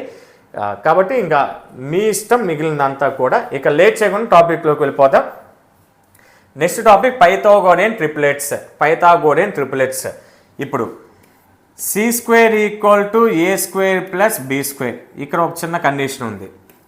a ≠ b ≠ c ≠ 0. అంటే దీని అర్థం ఏంటి? a అనేది 0 అవ్వకూడదు. a ≠ 0 అంటే ఏ స్థానంలో 0 ఉండకూడదు. b ≠ 0 అంటే b స్థానంలో కూడా 0 ఉండకూడదు. c ≠ 0 అంటే c స్థానంలో కూడా 0 ఉండకూడదు. ఇవన్నీ ప్రత్యేకంగా రాయకుండా నేను డైరెక్ట్గా ఇలా రాసా. కండిషన్ ఏంటి? ఏ ప్లేస్లో 0 ఉండకూడదు, b స్థానంలో 0 ఉండకూడదు, c స్థానం కూడా 0లో ఉండకూడదు. ఇప్పుడు c² అంటే c² = a² + b² అయితే a, bలను పైథాగోరియన్ ట్రిపులెట్స్ అంటాం, పైథాగోరియన్ త్రికాలు అంటాం, పైథాగోరియన్ ట్రిపులెట్స్ అంటాం. అంటే 3 అని ABCలలో ఒక సంఖ్య యొక్క వర్గము ఈక్వల్ మిగిలిన సంఖ్యల యొక్క వర్గాల మొత్తముకి గనక సమానమైతే దాన్ని పైథాగోరియన్ ట్రిపులెట్స్ అంటాం, పైథాగోరియన్ త్రికాలు అని అంటాం. దీంట్లో మనకు గుర్తుండాల్సింది ఏంటంటే ఈ 3 స్థానంలో 0 రాకూడదు, గుర్తుపెట్టుకోండి. c² అంటే ABCలను c అనే అవసరం లేదండి, b అనుకోండి మీ ఇష్టం. b² = a² + c² రాస్తే ABCలను పైథాగోరియన్ త్రికాలు అని అంటాం. ఎగ్జాంపుల్ చెప్తా. మనకి పైథాగోరియన్ త్రికాలలో కొన్ని ఇంపార్టెంట్ ట్రిపులెట్స్ ఉన్నాయి, వాటిని జాగ్రత్తగా మనం నేర్చుకోవాలి, గుర్తుపెట్టుకునే ప్రయత్నం చేయండి. ఫస్ట్ 3, 4, 5, తర్వాత 5, 12, 13, నెక్స్ట్ 7, 24, 25, 7, 24, 25, నెక్స్ట్ 8, 15, 17. వీటికి ఫార్ములా కూడా ఉంది, అది కూడా చెప్తా. ముందు మనకి గుర్తుపెట్టుకోవాల్సిన నిద్రలో లేపడిగిన పైథాగోరియన్ త్రికాలు మనం గుర్తుపెట్టుకోవాలి. ఖచ్చితంగా బిట్ అడగటానికి 100% ఛాన్స్ ఉంది ఇది. తర్వాత 9, 40, 41 కన్ఫ్యూజ్ చేస్తూ అడగాలి అని అంటే ఈ టాపిక్ నుంచి అడుగుతారు. ఇక ఈ 5 గుర్తుపెట్టుకోండి. 3, 4, 5, 5, 12, 13, 7, 24, 75, 8, 15, 17, 9, 40, 41. తర్వాత ఇక్కడ నుంచి చూడండి, దీనికి నేను ఫస్ట్ 2తో మల్టిప్లై చేస్తున్నా మొత్తాన్ని. 2 3s are 6, 2 4s are 8, 2 5s are 10. అంటే 6, 8, 10 కూడా పైథాగోరియన్ ట్రిపులెట్స్ అవుతుంది. ఫస్ట్ ఇక్కడ చూడండి, పైథాగోరియన్ ట్రిపులెట్ అంటే ఏంటో చెప్తా. ఇప్పుడు 3² + 4² = 5² అయితే 3, 4, 5ని పైథాగోరియన్ ట్రిపులెట్స్ అంటాం. ఇందాక నేను చెప్పాను కదా, c² లేదంటే a² + b² c² కనుక అయితే ABCలను పైథాగోరియన్ ట్రిపులెట్స్, పైథాగోరియన్ త్రికాలు అంటానని చెప్పాను కదా. ఇక్కడ ABC స్థానాల్లో a అంటే 3, b అంటే 4, c అంటే 5 ఉంది. ABC స్థానాల్లో నువ్వు ఏ అంకెలైనా రాసుకోవచ్చు, ప్రాబ్లం ఏం లేదు. ఇప్పుడు 3² అంటే 9 + 4² అంటే 16 = 5² అంటే 25. అంటే 9 + 16 అంటే 25 = 25 అయిందా లేదా? కాబట్టి 3, 4, 5ని నేను పైథాగోరియన్ త్రికాలు అంటున్నా. అర్థమైంది అనుకుంటున్నా. ఎగ్జాంపుల్ అర్థమైంది అనుకుంటున్నా. నెక్స్ట్ ఇది చూడండి. ఇది కూడా 6² + 8² = 10² అయితే 6, 8, 10ని పైథాగోరియన్ త్రికాలు అని అంటాం. 6² అంటే 36 ప్లస్ 8 స్క్వేర్ అంటే 64 ఈక్వల్ టు 10 స్క్వేర్ అంటే 100. అంటే 36 plus 64 equal to 100 equal to 100 అయిందా లేదా? ఈ రెండింటి సమ్ దీంతో ఈక్వల్ అయిందా లేదా? అయింది. కాబట్టి 6, 8, 10 కూడా పైథాగోరియన్ ట్రిప్లెట్స్ అవుతాయి, పైథాగోరియన్ త్రికాలు అవుతాయి. పైథాగోరియన్ త్రికాలు అవ్వాలి అని అంటే A square plus B square equal to C square. అంటే ఏవైనా మూడు సంఖ్యలు ఇచ్చి అవి పైథాగోరియన్ త్రికాలు అవుతాయా లేదా అని అడిగితే ఆ 3 సంఖ్యల్లో 2 సంఖ్యల వర్గాల మొత్తం ఈక్వల్ టు మూడవ సంఖ్య యొక్క వర్గానికి సమానం అవ్వాలి. Some of 2 square numbers equal to third number, ఓకేనా, థర్డ్ స్క్వేర్ నెంబర్. తెలుగులో వచ్చేసరికి 2 సంఖ్యల వర్గాల మొత్తం లేదంటే 2 వర్గ సంఖ్యల మొత్తం ఈక్వల్ టు మూడవ సంఖ్య యొక్క వర్గానికి ఈక్వల్ అవ్వాలి. గుర్తుపెట్టుకోండి, ఇక్కడ 3, 4, 5లో 3 యొక్క వర్గం 4 యొక్క వర్గాల మొత్తం 5 యొక్క వర్గంకి సమానం అవ్వాలి. అర్థమైంది అనుకోండి. అయితే అప్పుడు పైథాగోరియన్ ట్రిప్లెట్స్ అంటాం. ఇప్పుడు ఫర్ ఎగ్జాంపుల్ 2, 3, 4 అవుతుందా లేదా చెక్ చేద్దాం. చూడండి, 2 స్క్వేర్ అంటే 2 సంఖ్యల యొక్క వర్గాలు ఈక్వల్ టు మూడో సంఖ్య యొక్క వర్గం అవ్వాలి కదా. నువ్వు 4 ఎందుకు రాస్తున్నావు సార్ ప్రతిసారి పైన? ఇక్కడ చివరిలో ఉన్నాయి ఎందుకు రాస్తున్నావు సార్ నువ్వు పైన? ఈ 3 అంకెల్లో పెద్దది ఇదే కదా. లాజిక్గా ఆలోచించు. ఈ రెండింటిని యాడ్ చేస్తే ఇది వస్తుందా? ఈ రెండింటిని యాడ్ చేస్తే ఇది వస్తుందా? పెద్దదే కదా వచ్చేది. అందుకని పెద్దదాన్ని నేను ఈక్వల్ టు అటువైపు రాస్తున్నా.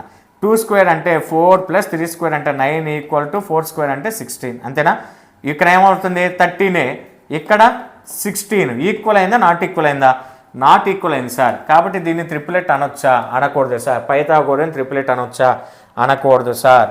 ఒకవేళ ఇక్కడ 16 కనుక వస్తే అనేవాళ్ళం సార్. రాలేదు కాబట్టి అనకూడదు సార్. అర్థమైంది అనుకుంటా.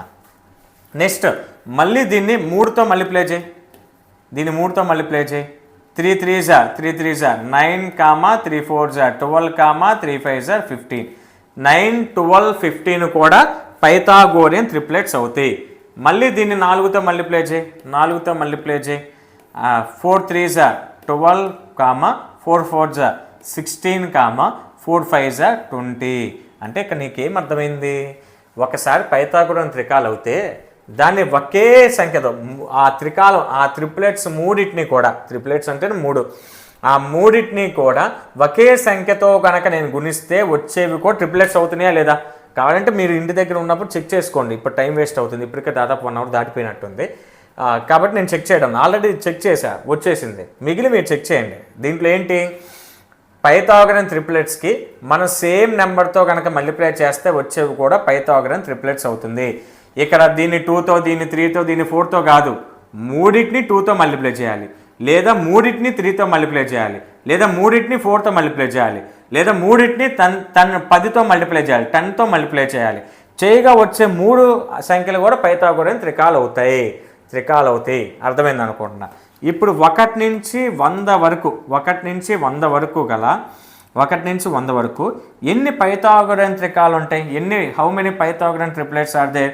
వచ్చేసరికి 50 ఉంటాయి. గుర్తుపెట్టుకోండి. 1 to 100లో పైథాగోరియన్ ట్రిప్లెట్స్ ఎన్ని ఉంటాయి అంటే 50 ఉంటాయి.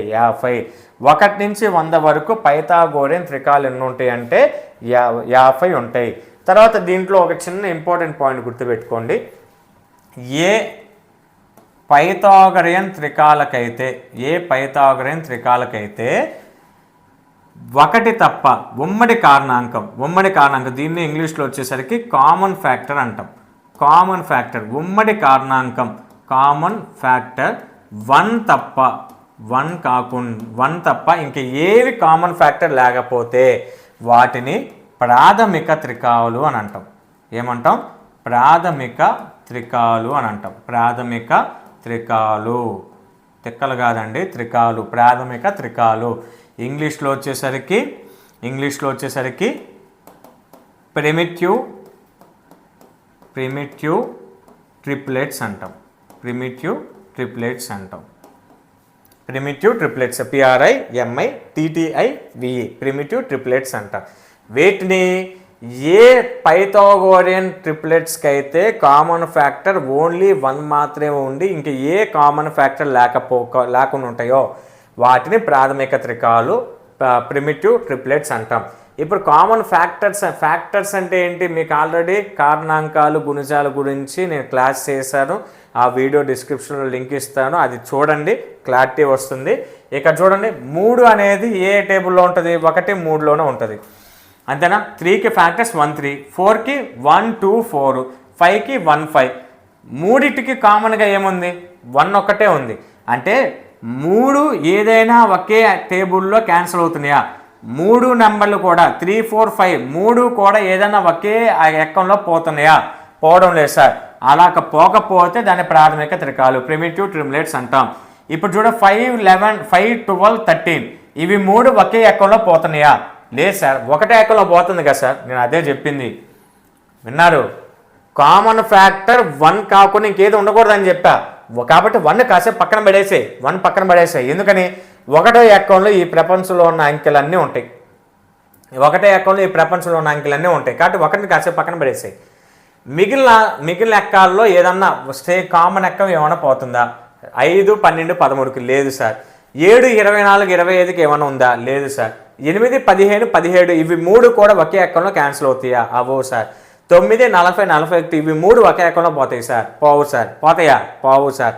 ఇక్కడ ఇంకో విషయం, ఇక్కడ నేను చెప్పాను కదా 1 నుంచి 10 వరకు 1 నుంచి 100 వరకు ఎన్ని పైథాగోరియన్ ట్రిప్లెట్స్ ఉంటాయంటే 50 అని చెప్పా. 1 నుంచి 100 వరకు ఎన్ని ప్రిమిటివ్ ట్రిప్లెట్స్ అంటే ప్రాథమిక త్రికాలు ఉంటాయి అంటే 16 ఉంటాయి, గుర్తుపెట్టుకోండి. ఈ చూడండి ఒకసారి, 6 8 10 6 8 10 ఏవైనా ఒకే ఎక్కంలో కనిపిస్తున్నాయా, నీకు 2 ఎక్కంలో కనిపిస్తాయిగా, 2 3 6 2 4 8 2 5 10 అని కనిపిస్తున్నా లేదా. ఒకటో ఎక్కం కాకుండా ఇంకొక ఎక్కంలో కూడా పోతుందా, పోవడం లేదా, ఇంకో టేబుల్లో కూడా పోతుంది సార్. ఇక 9 12 13 ఒకటో ఎక్కంలో కాకుండా ఈ 3 కూడా మరి ఇతర ఎక్కంలో పోతుందా, పోతుంది సార్. 3 ఎక్కంలో పోతుందిగా ఇవన్నీ కూడా. 12 16 20 4 ఎక్కంలో పోతాయిగా. కాబట్టి వీటిని మనం అనొచ్చా ప్రాథమిక త్రికాలు అని అనొచ్చా, అనకూడదు. ఇంటూ కొద్దులే, ఎందుకనంటే ఇంటూ కొడితే మళ్ళీ అదే త్రికాలు కాదనుకుంటారు. ఈ మూడింటిని ప్రాథమిక త్రికాలు అనం, వీటిని అంటాం. వీటిని ఎందుకు ప్రాథమిక త్రికాలు అనడంలా, వీటిలో ఉన్న 3 కూడా వేరే సంఖ్యలు. ఇక్కడ ఇది వచ్చేసరికి 2 కామన్గా ఉంది, ఇక్కడ 3 ఉంది, ఇక్కడ 4 ఉంది ఉమ్మడిగా. కాబట్టి ఉమ్మడి ఎక్కంలో పోతుంది, కాబట్టి అది ఉమ్మడి కారణాంకాలు ఉన్నాయి, కాబట్టి వీటిని ప్రాథమిక త్రికాలు అనవు. ఉమ్మడి కారణాంకం 1 తప్ప, కామన్ ఫ్యాక్టర్ 1 తప్ప ఇక ఏ కామన్ ఫ్యాక్టర్స్ లేకపోతే వాటిని ప్రాథమిక త్రికాలు ప్రిమిటివ్ ట్రిప్లెట్స్ అంటారు. అర్థమైంది అనుకుంటున్నా, చాలా సింపుల్. మనం ఈ 5 మాత్రం బాగా గుర్తుపెట్టుకోవాలి, ఎగ్జామ్ పాయింట్ ఆఫ్ వ్యూలో ఇంపార్టెంట్. నెక్స్ట్ ట్రిప్లెట్స్కి సంబంధించి కొన్ని క్వశ్చన్స్ ఇచ్చారు, ఇది చెప్పి ఈ సెక్షన్ క్లోజ్ చేస్తాను. నెక్స్ట్ వర్గ సంఖ్యలకు సంబంధించి కొన్ని ప్యాటర్న్స్ ఉన్నాయి, ఇంట్రెస్టింగ్ ప్యాటర్న్స్ ఉన్నాయి, టెక్స్ట్ బుక్లో అద్భుతంగా ఇచ్చారు, వాటి గురించి చూద్దాం. ఫస్ట్ ఇక్కడ ఇచ్చిన క్వశ్చన్, ఇది టెక్స్ట్ బుక్లో ఉన్న క్వశ్చన్ ఏనండి. Write a Pythagorean triplet whose smallest number is 8. ఇక్కడ ఇంకొక చిన్న విషయం చెప్పడం మర్చిపోయానండి. ఒక చిన్న విషయం, చిన్నది కాదు, ఇది ఇంపార్టెంట్, అసలు ఇదే మెయిన్ పైథాగోరియన్ ట్రిప్లెట్స్ చెప్పడం మర్చిపోయాను. చూడండి, m గ్రేటర్ దాన్ 1 అంటే 1 కంటే m కనుక ఎక్కువగా ఉంటే 2m m² - 1 m² + 1లో Pythagorean triplets అవుతాయి. గుర్తుపెట్టుకో, m అనేది 1 కంటే పెద్దగా ఉంటే, m గ్రేటర్ దాన్ 1, అర్థమైంది అనుకుంటున్నా, ఉంటే 2m m² - 1 m² + 1 ఇవి 3 కూడా పైథాగోరియన్ ట్రిప్లెట్స్ అవుతాయి. ఎగ్జాంపుల్గా నాకు అర్థం కాలేదు సార్, ఒకసారి చెప్పు నువ్వు, చూద్దాం. చూడండి, m స్థానంలో నేను 2 రాస్తున్నా, 1ని ఎందుకు రాయలేదు సార్ నువ్వు? నేను రాసినాను కదా, ఏమని రాసా, 1 కంటే ఎక్కువగా ఉండాలి, కాబట్టి నేను 2 తీసుకున్నా. 2 తీసుకోవాలా, నీ ఇష్టం. 1 కంటే ఎక్కువగా ఉన్న ఏ సంఖ్యనే తీసుకో, ప్రాబ్లం లేదు. నేను 2 తీసుకున్నా, సింపుల్గా ఉంటుంది కాబట్టి, నాకు ఎక్కలు రావు కదా పెద్దగా, అందుకని తీసుకున్నా. కాదు, త్వరగా అయిపోతుందని తీసుకున్నా. తర్వాత m స్థానంలో నేను 2 తీసుకున్నాను అనుకోండి, 2m = ఏమవుతుంది, 2 × 2 అంటే 4 ఒకటి, m² - 1 M square minus 1, M square అంటే 2 స్క్వేర్ మైనస్ 1, 2 స్క్వేర్ అంట 4 మైనస్ 1 అంటే అంత 3. Next M square plus 1, M square plus 1 అంటే 2 స్క్వేర్ ప్లస్ 1 అంటే 4 ప్లస్ 1 ఈక్వల్ టు 5. ఇప్పుడు నేను ఒక ఆర్డర్లో రాస్తున్నా 3, 4, 5. ఇందాక నేను మొత్తుకొని చెప్పాను కదా దాని గురించి 3, 4, 5 ట్రిపుల్స్ అవుతాయని, అర్థమైంది అనుకుంటున్నా. సరే ఇందాక నువ్వు చెప్పిందే రాసావు, వద్దు నాకు ఇది వద్దు, నువ్వు చెప్పంది రాయి. సరే 4 తీసుకుంటున్నాను అనుకో. 2m స్థానంలో 4 తీసుకున్నా. 2m అంటే 2 4s are 8, 2 4s are 8. తర్వాత ఎం స్క్వేర్ మైనస్ 1 తీసుకున్నాం. ఎం స్క్వేర్ అంటే 2 4 స్క్వేర్ కదా, 4 స్క్వేర్ అంటే 16 మైనస్ 1 అంటే 15. నెక్స్ట్ ఇంకోటి ఎం స్క్వేర్ ప్లస్ 1 కదా, 4 స్క్వేర్ అంటే 16 ప్లస్ 1 17. సార్ నువ్వు మళ్ళీ ఇందాక చెప్పిందే రాసావు అంటే ఇక్కడ ఏది తీసుకున్నా వస్తూనే ఉంటాయి. ఇందాక చెప్పానా చెప్పలేదా అనవసరం మనకి. ఎం స్థానంలో నువ్వు ఒకటి కంటే పెద్దది ఏది తీసుకున్నా కానీ దానికి సంబంధించిన పైథాగోరియన్ ట్రిప్లెట్స్ కావాలి అని అంటే మనం చేయాల్సింది ఏంటంటే 2m m స్క్వేర్ ప్లస్ 1. ఇదే ఫార్ములా. 2m 1 కంటే ఎక్కువ సంఖ్య ఉన్నాయి లేదంటే ఎక్కువ సంఖ్య కనుక ఉంటే దాని నుంచి మనం పైథాగోరియన్ ట్రిప్లెట్స్ తీసుకొని రావాలి అని అంటే 2m m square minus 1 m square plus 1 formula అవుతుంది. గుర్తుపెట్టుకోండి, ఇది అడుగుతారు. పైథాగోరియన్ ట్రిప్లెట్స్ అవ్వటానికి ఏమేంటి 2m m square minus 1 m square plus 1 Pythagorean triplets అవుతాయి. అర్థమైంది అనుకుంటా. మీరు 5 బెట్ చేయండి, తర్వాత 6 చేయండి, కొంతమంది 20 చేయండి, ప్రాబ్లం ఏముంది, గెస్ చేసి మీరు చెప్పండి. తర్వాత ఇక్కడ క్వశ్చన్ చూడండి, రైట్ ఏ మీకు ఆల్రెడీ చెప్పా 2m అలానే m square minus 1 m square plus 1 ఈ 3 కూడా పైథాగోరియన్ ట్రిప్లెట్స్ అవుతాయి. ఎప్పుడు m అనేది 1 కంటే పెద్దగా ఉన్నప్పుడు. ఒకే కండిషన్, m అనేది 1 కంటే పెద్దగా ఉంటే అదేమవుతుంది 2m m square minus 1 m square plus 1 Pythagorean triplets అవుతాయి. నెక్స్ట్ ఇక్కడ చూడండి, write a Pythagorean triplets whose smallest number is 8. అతి చిన్న సంఖ్య 8గా గల పైథాగోరియన్ త్రికమును రాయండి. ఇక టెక్స్ట్ బుక్లో ఏం చేస్తారంటే ట్రయల్ అండ్ ఎర్రర్ మెథడ్లో చేశారు. అంటే ఒకసారి ఇచ్చిన దాన్ని m స్క్వేర్ మైనస్ 1గా తీసుకున్నారు, ఇంకోసారి 2mగా తీసుకున్నారు. 2mగా తీసుకుంటే ఆన్సర్ వస్తుంది. ఒకవేళ రాకపోతే m స్క్వేర్ ప్లస్ 1గా తీసుకునేవాళ్ళు. మనకి ఇక్కడ ట్రయల్ అండ్ ఎర్రర్ మెథడ్లో చేస్తూ కూర్చుంటే ఎగ్జామ్ అంతా టైం అంతా అయిపోతుంది. కాబట్టి ఇక్కడ మనం గుర్తుంచుకోవాల్సింది ఏంటి, ఇచ్చిన సంఖ్య మీకు 2 ఇచ్చాడండి, ఒకటి 8 ఇంకోటి 12. ఈ రెండు సమ్సే, ఈ 2 ప్రాబ్లమ్స్ మాత్రమే టెక్స్ట్ బుక్లో ఉన్నాయి. ఇక మిగిలిన ఏవీ లేదు. ఈ విధంగా ప్రాబ్లమ్స్లో, ఈ విధమైన క్వశ్చన్స్లో నువ్వు ఎక్కువగా ఆలోచించానంటే నీకు ఒక పాయింట్ చెప్తా. ఏంటి, ఈ విధంగా ఇచ్చే క్వశ్చన్స్లో నీకు ఈవెన్ నెంబర్సే ఇస్తాడు. ఆడ్ నెంబర్స్ ఇవ్వకరా సార్, నీకు ముందే చెప్పా నువ్వు ఎక్కువగా ఆలోచించనంటే చెప్తానని. అర్థమైంది అనుకుంటున్నా. ఈవెన్ నెంబర్సే ఇస్తారు. మరి ఆడ్ నెంబర్స్ సరే నీకోసం చెప్తున్నా చూడు, ఆడ్ నెంబర్స్ ఇవ్వరు. ఓకేనా, నమ్ము. ఎందుకని ఇవ్వరు సార్, నేను కాదు కదా పేపర్ ఇస్తుంది, నువ్వు కాదు కదా పేపర్ ఇస్తుంది, ఎందుకు ఇవ్వడు? టెక్స్ట్ బుక్లో ఆ మోడల్లో లేదు అసలు. ఉన్నవే ఇస్తారు కాన్సెప్ట్. ఆడ్ నెంబర్స్ ఇస్తే కనుక్కోవడం కుదరదు. ఈవెన్ నెంబర్సే ఇస్తారు, గుర్తుపెట్టుకో. మళ్ళీ చెప్తున్నా, ఎక్కువగా ఆలోచించక, ఈవెన్ నెంబర్సే ఇస్తారు. తర్వాత ఈవెన్ నెంబర్స్ ఇచ్చినప్పుడు మనం ఏం చేయాలి? నీకు ఈవెన్ నెంబర్ వచ్చేది 2m తప్ప ఏమన్నా వస్తుందా? రాదు కదా. ఎందుకని? 2తో నేను ఏ సంఖ్యను గుణించినా వచ్చేది సరి సంఖ్యే. మర్చిపోయి, ఇక్కడ ఈవెన్ అంటే తెలుగు వాళ్ళ కోసం సరి సంఖ్య వస్తుంది, గుర్తుపెట్టుకోండి. క్వశ్చన్లో సరి సంఖ్య ఇస్తారు, గుర్తుపెట్టుకోండి. చిన్న స్మాలెస్ట్ నెంబర్ అని సరి సంఖ్య ఇస్తారు, స్మాలెస్ట్ నెంబర్ అని. ఒకవేళ గ్రేటెస్ట్ నెంబర్ వాటికైతే నెంబర్స్ మార్చిస్తారు. మనకి క్వశ్చన్లో టెక్స్ట్ బుక్లో వచ్చిన ఈ 2 సమ్సే. స్మాలెస్ట్ నెంబర్ అని అడిగితే ఖచ్చితంగా సరి సంఖ్య ఈవెన్ నెంబరే ఉంటుంది. ఇంకా గ్రేటెస్ట్ నెంబరు, మధ్యలో ఉన్న నెంబర్స్ ఇవన్నిటిని కూడా మనకు లేవు. మార్చినా కానీ ఏ విధంగా చేయాలనేది నేను ప్రాక్టీస్ క్వశ్చన్స్లో చెప్తా. ఇప్పుడు టెట్కి ఇంతకు మించి మనకు అవసరం లేదు. టెట్ కాదు అసలు, మనకు డిఎస్సిలో కూడా ఇంతకు మించి అవసరం లేదు. కానీ నీ డౌట్స్ క్లారిఫై చేయడానికి నేను యాప్లో ప్రాక్టీస్ బిట్స్ ఇచ్చేటప్పుడు ఎక్కువ ఉంటే ఎలా ఉంటుంది, తక్కువ ఉంటే ఎలాగ ఉంటుందో చెప్తా. తర్వాత ఇక్కడ చూడండి, స్మాలెస్ట్ నెంబరు ఈవెన్ నెంబర్ అయి ఉంది. నీకు 2m m square minus 1 m square plus 1 ఈ 3 కదా పైథాగోరియన్ ట్రిప్లెట్స్ అయ్యేది. ఈ మూడిట్లో నీకు ఇది తప్ప ఇంకోటి ఏమన్నా ఈవెన్ నెంబర్ కనిపిస్తుందా? కనిపించదుగా. ఇప్పుడు -1 ఏదైనా ఒక ఈవెన్ నెంబర్ ఇచ్చాడు అనుకోండి, ఈవెన్ నెంబర్ -1 చేస్తే ఆడ్ నెంబర్ అయిపోతుంది. ఈవెన్ నెంబర్కి ఒకటి కలిపితే ఆడ్ నెంబర్ అవుతుంది. అంటే ఈవెన్ నెంబర్కి ఒకటిని తీసేసినా ఈవెన్ నెంబర్కి ఒకటి కలిపినా ఏమవుతుంది? ఆడ్ నెంబర్సే అవుతుంది. అంటే నీకు ఇక్కడ కనిపిస్తున్న ఒకే ఒక ఈవెన్ నెంబర్ ఏంటంటే 2m. కాబట్టి డైరెక్ట్గా 2m రాసేసి 2m = 8 అని రాసుకో. ఓకేనా? దాని నుంచి m = 8/2. 8/2 అంటే m ఎంత వచ్చింది ఇప్పుడు నీకు? 4. 2 1 2 4. అంటే నేనేం చేసా? ఇచ్చిన చిన్న సంఖ్య అయిన 8ని నేను 2mగా రాసుకున్నా. సార్ m² - 1గా రాసుకోకూడదా?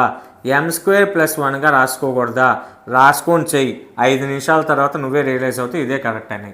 నువ్వు రాయనంటే లేసా నేను నమ్ముతున్నాను, నేను రాయనులే అంటే నీకు ఒక 5 నిమిషాలు సేవ్ అవుతుంది. నేను నిన్ను నమ్మను సార్ అంటే మరీ మంచిది, చెయ్యి. మొత్తం చేస్తే మళ్ళీ చివరికి నువ్వు ఇక్కడికే వస్తావు. చూడండి, ఒకవేళ ఎందుకు అంటే ఒక సందేహాలను పెట్టడం ఎందుకులే అని చెప్పి నేను రాస్తున్నా.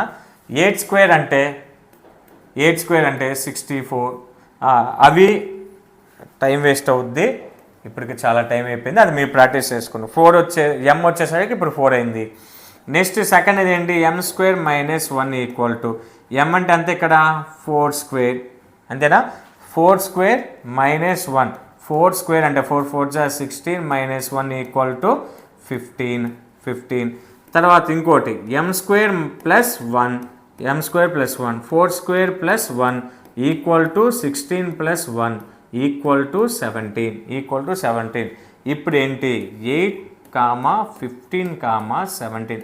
ఏంది సార్ ఇందాక నుంచి నువ్వు చెప్పినవి తిరుగుతున్నాయంటే మన ఎగ్జామ్ పాయింట్ ఆఫ్ వ్యూలో టెక్స్ట్ బుక్స్లో ప్రీవియస్ ఎగ్జామ్ పేపర్స్లో ఏవైతే పైథాగరన్ ట్రిప్లెట్స్ గురించి ఇచ్చాడో అవన్నీ గుర్తుపెట్టుకోమని నేను స్టార్టింగ్ చెప్పా. అందుకే అవే తిరుగుతున్నాయి. నేను ఈ చూసే చెప్పింది. టెక్స్ట్ బుక్స్లో ఏమేమి ఇచ్చాడు, ప్రీవియస్ టెక్స్ట్ బుక్స్ ప్రీవియస్ పేపర్స్లో ఏమేమి ఉన్నాయి, ప్రీవియస్ టెక్స్ట్ బుక్స్లో ఇంపార్టెంట్ పైథాగరన్ ట్రిప్లెట్స్ ఏమున్నాయో చూసే 5 రాశా. ఎటు తిరిగిన 5 చుట్టూనే తిరుగుతాయండి. అందుకే నేను 5 గుర్తుపెట్టుకోమని చెప్తున్నా. 3 4 5 తర్వాత 5 12 13 నెక్స్ట్ 7 8 15 17 9 40 41 7 25 24 25. ఈ 5ని బాగా గుర్తుపెట్టుకోమని చెప్పింది. అందుకే రీజన్ ఇది. అతి చిన్న సంఖ్య 8 అయితే ఈ 3 కూడా పైథాగరన్ ట్రిప్లెట్స్ అవుతాయి. నెక్స్ట్ ఇంకో సమ్ ఇచ్చానని చెప్పాను కదా, 12 అని కూడా ఇచ్చారు కదా. మళ్ళీ నేను రాయిలా ప్రత్యేకంగా ఇదంతా ఎందుకు? 12 కదా, 12 మార్చుకుంటే చాలు. 12 కూడా సరి సంఖ్య సార్. కాబట్టి 2m = 12 అని సైలెంట్గా రాసేసుకుంటున్నా. m = 12/2 అంటే దీని అర్థం ఏంది? 6 సార్. m స్థానంలో 6 ఉంది. m² - 1 అంటే 6². m అంటే 6 కదా వచ్చింది. m² అంటే 6² - 1 = 6 6 36 -1 = 35. తర్వాత m² + 1 = 6² + 1 6² అంటే 36 + 1 = 37. ఇప్పుడు ఏమి ఉంటాయి? 12, 35, 37 ఆన్సర్ అవుతుంది సార్. ట్రిప్లెట్స్ వచ్చేసరికి 12. ఇక్కడ 6 రాయకూడదు. 6, 35, 37 కాదు, చిన్నది 12. అక్కడి నుంచి నేను m కనుక్కొని మిగిలిన 2 ట్రిప్లెట్స్, మిగిలిన పైథాగరన్ ట్రిప్లెట్స్లో మిగిలిన 2టిని నేను కనుక్కున్నా అంతే. m కాదు ఇక్కడ మనం రాయాల్సింది, 2m రాయాలి. అంటే పైథాగోరియన్ ట్రిప్లెట్స్ మూడిట్లో చిన్నది 12 అయితే మిగిలిన 2 ఏంటి? చిన్నది నేను 2mగా తీసుకున్నా, మిగిలిన 2 35 37. అదే వచ్చింది చూడండి. ఇక్కడ కూడా చిన్నది 8, మిగిలింది 17. ఒకవేళ పెద్దది అడిగితే 17. ఏమని అడగొచ్చు? ఇంకా మిమ్మల్ని కన్ఫ్యూజ్ చేయడానికి ఈ క్వశ్చన్ ఏం అడగొచ్చు? మిగిలిన 2 సంఖ్యల మొత్తం ఎంత అని అడుగుతాడు. మొత్తం అంటే యాడ్ చేయి. 15 + 17 అంటే 32. లేదు ఇక్కడ కూడా మిగిలిన 2 సంఖ్యల మధ్య భేదం ఎంత అని అడుగుతాడు. భేదం వచ్చేసరికి 2గా. 37కి 35కి భేదం 2గా. లేదంటే దాన్ని గుణించండి అని అడుగుతాడు, లేదా భాగించడం వదలలే, గుణించండి అని అడుగుతాడు. గుర్తుపెట్టుకోండి, ఎలాగైనా క్వశ్చన్ అడగొచ్చు, కానీ టెక్స్ట్ బుక్లో ఉన్న కాన్సెప్టే అడుగుతారు. గుర్తుపెట్టుకోండి. నువ్వు ఇక్కడ దాకా చేస్తావు, యాడ్ చేయమంటే సంకలనం చేయమంటే చేస్తావు, వ్యవకలనం చేయమంటే చేస్తావు. ఇంకో గుణించడం కూడా అడగదు. ఈ 2 అడుగుతారు. గుర్తుపెట్టుకోండి, అడగొచ్చు. కానీ ఎగ్జామ్స్ కనుక మనం పరీక్షలు ఇస్తే ఖచ్చితంగా టెక్స్ట్ బుక్స్లో ఉన్నవే కంప్లీట్గా చెప్తున్నారు, ఆ టాపిక్స్ నుంచే ఇస్తున్నారు. ఇంతవరకు ఫ్రెండ్స్ ఈ వీడియోలో మనం ఏమేమి నేర్చుకున్నాం? స్క్వేర్స్ గురించిన information, properties of square numbers, తర్వాత వచ్చేసరికి పైథాగరన్ ట్రిపుల్స్ గురించి నేర్చుకున్నాం. మిగిలినవన్నీ కూడా యాప్లో ఉంటాయి, అర్థం చేసుకోండి. అన్ని యూట్యూబ్లో నేను పెట్టలేను, యాప్లో ఉంటాయి. మీకు కంప్లీట్ ఇన్ఫర్మేషన్ కావాల్సిన వారు యాప్లో పర్చేజ్ చేసే ప్రయత్నం చేయండి. 12 months అండి, 1 year పాటు మీరు ఎన్నిసార్లైనా ఆ వీడియోస్ని చూడొచ్చు. అలానే డిఎస్సికి టెట్కి చాలా యూస్ఫుల్గా ఉంటాయి. ఎగ్జామ్ పాయింట్ ఆఫ్ వ్యూలో మీకు యూస్ అవుతాయి. రేపు జాబ్ వచ్చిన తర్వాత స్కూల్లో సబ్జెక్ట్ టీచ్ చేయడానికి కూడా కంపల్సరీగా యూజ్ అవుతాయి. మెయిన్ సబ్జెక్ట్ నేర్చుకోవడానికైతే మన క్లాసెస్ 100% ఉపయోగపడతాయి. కాబట్టి తీసుకునే ప్రయత్నం చేయండి. ఈ వీడియోని ఇప్పటివరకు చూశారు అని అంటే మీకు ఎంతో కొంత యూస్ఫుల్గా ఉంటుంది అని భావిస్తున్నాను. కాబట్టి వెంటనే లైక్ చేయండి. ఇక లైక్ చేయకపోతే మాత్రం ఖచ్చితంగా లైక్ చేయండి. మ్యాక్సిమం పాయింట్స్తో హైప్ ఇవ్వండి. టెట్ డిఎస్సికి ప్రిపేర్ అయ్యే మీ ఫ్రెండ్స్కి షేర్ చేయండి. ఇలాంటి మరిన్ని వీడియోస్ కోసం వెంటనే మన ఛానల్ని సబ్స్క్రైబ్ చేసుకోండి.